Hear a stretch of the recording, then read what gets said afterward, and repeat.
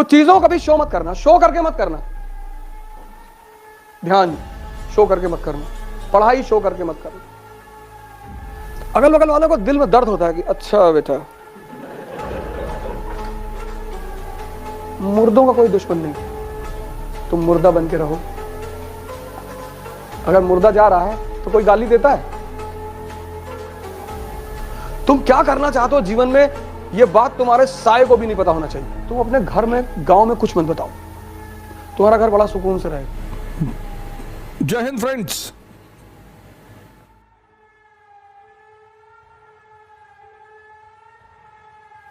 सपने कभी मत बताओ किसी को। तुम क्या करना चाहते हो जीवन में, यह बात तुम्हारे साये को भी नहीं पता होना चाहिए। क्योंकि दुनिया एक चीज के लिए तैयार बैठी है, डिस्टर्ब करने के लिए।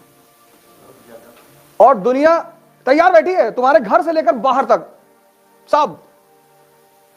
लेकिन दुनिया एक आदमी से नहीं उलझती, पागलों से। पागल बन के रहो, पागल बन के। क्या बनोगे जीवन में? डाकू बनेंगे। कोई तुमसे बात ही नहीं करेगा। छत पे बैठे हो, कोई किताब लियो, उसका एक एक पन्ना फाड़ के हवाई जहाज बना के उड़ा रहे हो। तुमको कोई छेड़ेगा ही नहीं मोहल्ले में, रिश्तेदारी में, गांव में। कह रहे डिस्टर्ब साल। हर जगह नेता बनने की जरूरत नहीं है। शादी में गए हो, बोले जा रहे हो, इंडिया के राजनीति पर बता रहे हो, पॉलिटिक्स में हर आदमी तुम्हें देख रहा है, चौबे जी का लौंडा बहुत पढ़ रहा है। इस दुनिया में हर आदमी तुम्हें डिस्टर्ब करने के लिए बैठा हुआ है। और जब तुम कुछ करना शुरू करोगे ना, तो ऐसी ऐसी कहानियां तुम्हारे बारे में, मेरे बारे में तो उड़ाई नहीं गई, सब सही है। मेरे बारे में जितनी कहानियां बताई गई वो सब सही है। तुम्हारे बारे में उड़ाई जाएंगी। तुम कभी, बहुत लोग बहुत दुखी होते हैं कि यार हमने ये तो जीवन में नहीं किया। हाँ, तो इसीलिए तो कहा जा रहा है मैंने तो किया।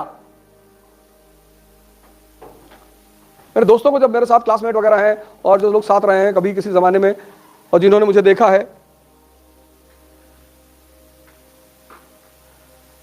जलते हुए, उनको बड़ा आश्चर्य हुआ। अरे लगे गाना गाने, तो लोग हमसे पूछने लगे कि वो ऐसे कह रहे थे, सही कह रहे थे।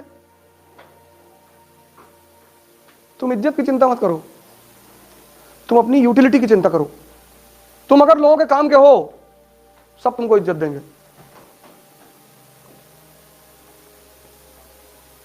नियम है ये। तुलसी के पौधे को भगवान और कैक्टस के पौधे को शैतान माना जाता है। रीजन क्या है? तुलसी का पौधा दवा है, कैंसर तक की दवा बनती है उससे।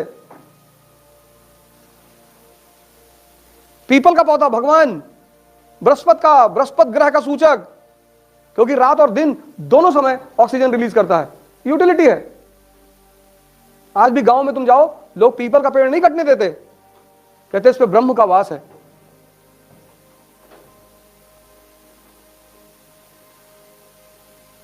नीम औषधि है। आज भी गांव में लोग नीम के पेड़ पे जल चढ़ाते हैं।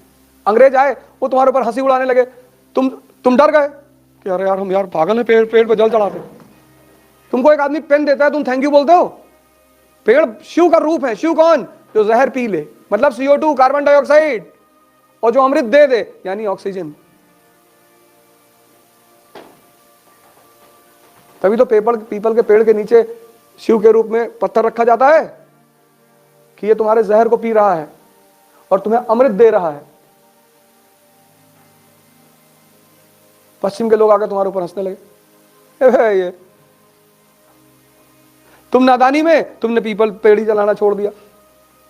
पेड़ लगाओ खूब, वो भगवान का रूप है, वो तुम्हारे जहर को पी लेते हैं। अपने बर्थडे पर 5 पेड़ लगाया करो, एक लगा दो यार। बर्थडे केक मत काटा करो, केक भी काट के मुंह पे लगा देते हो तुम। अरे हम तो निकाल लिए राइफल के, मार के एकदम मुंह पे लगाओगे। खाने की चीज है,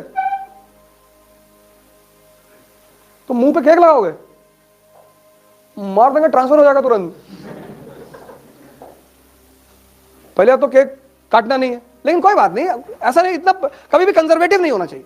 अब कोई प्रेम में ले आया, अब दूंगा हम केक ना काटे, हम भारत के आदमी हैं। केक काटो, लेकिन मुंह पे लगाए तो फिर और कुछ काट डालो। अबे मुंह पे क्यों लगाओगे? मुंह पे केक लगाने वाली चीज है। और फिर आजकल एक नई प्रथा चली है मारने की। पागल हो गलो, ये कौन सी खुशी मना रहे हो तुम? कह रहे एंजॉइंग, पागल हो एंजॉइंग। पत्थर उत्तर रखा घर में, एक मोरन निकाल कर मारा खींचे। उल्टी सीधी प्रथाओं का विरोध करो। पता नहीं कौन कह दिया। यह देखकर सीखना। अपनी सपने किसी को मत बताओ, अपनी महत्वाकांक्षा किसी को मत बताओ, बताओ ही मत, मस्त रहो अपने में। सूरज सुबह नॉक थोड़ी करता है, जब वो चमकता है तो दुनिया खुद ही उसकी तरफ देखती है। अब जब तुम्हारी शादी हुई, या तुम्हारी गर्लफ्रेंड है या बॉयफ्रेंड है, या तुम्हारा कोई बहुत पक्का दोस्त है, अच्छी चीजों को कभी समाज में एक्सपोज मत करो। शादी हुई, अब आमतौर पर लोग एक दूसरे को प्रेम दिखाते हैं, एक गिलास में 2 स्ट्रॉ डाल के पी रहे हैं। अगल बगल वालों को दिल में दर्द होता है कि अच्छा बेटा, तुम जिससे सबसे ज्यादा प्यार करते हो ना, उसको सबसे ज्यादा विरोध करो पब्लिकली, तुमको कोई नहीं भड़काएगा। कुछ चीजों का भी शो मत करना, शो करके मत करना। ध्यान शो करके मत करना, पढ़ाई शो करके मत करना, प्रेम शो मत करना। समाज को बर्दाश्त ही नहीं होता। अभी तुम 10 घंटा पढ़ो, अगल बगल वाले इंटरेस्ट में आ जाएंगे अगर देख रहे हैं तो। इसीलिए शमशान के लिए इतनी कहानियां उड़ाई गई, क्योंकि जो हिंदुस्तानी ध्यानी थे, तो जब ये ध्यानवान करते थे तो आम पब्लिक आके कोई कुत्ते की हड्डी फेंक गया, कोई पत्थर मार गया, तो फिर इन लोगों ने शमशान में बैठ के ध्यान करना शुरू किया।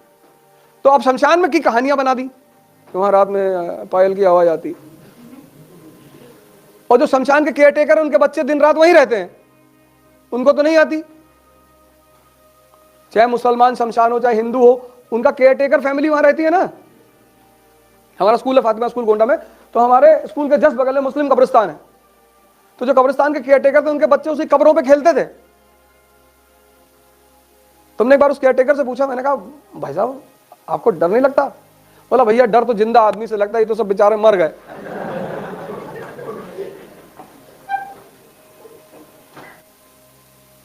हर अच्छी चीज को बचाना पड़ता है। 7 साल कंपनी की अचीवमेंट पर्दे में किसी को पता ही नहीं चला। इससे पूछा गया कि ऐसा क्यों किया तुमने? इसने कहा मुझे डर था कि भारत के राजा कहीं फेडरेशन न बना ले, संघ, कहीं उनको हमारी उपलब्धि पता चले तो एकजुट न हो जाएं। प्रिकॉशन। क्यों किया उसने? प्रिकॉशन। लिखो, प्रिकॉशन। पहला प्रिकॉशन किससे? भारत के राजाओं से, कि उन्हें पता चले और वो संघ बना ले हमारे खिलाफ, तो ये बच्चा कैसे लड़ेगा? लड़ ही नहीं पाएगा। अब तुम गांव में बता दिया हम आइस की तैयारी कर रहे हैं, और तुम्हारा जो गाय भैंस रखने का मड़ा है उसमें पड़ोसी ने आग लगवा दिया, और तुम्हारे पापा फोन किए कि यार किसी ने वो खैरानी फूंक दी यार, तो तुम वहां डिस्टर्ब हुए कि नहीं? तुम्हारे घर में एक भैंस है 80,000 रुपए की, गांव वालों ने खुलवा के बिकवा दिया,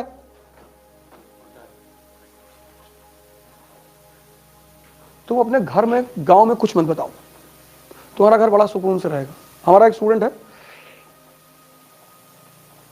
बनारस से, यादव है,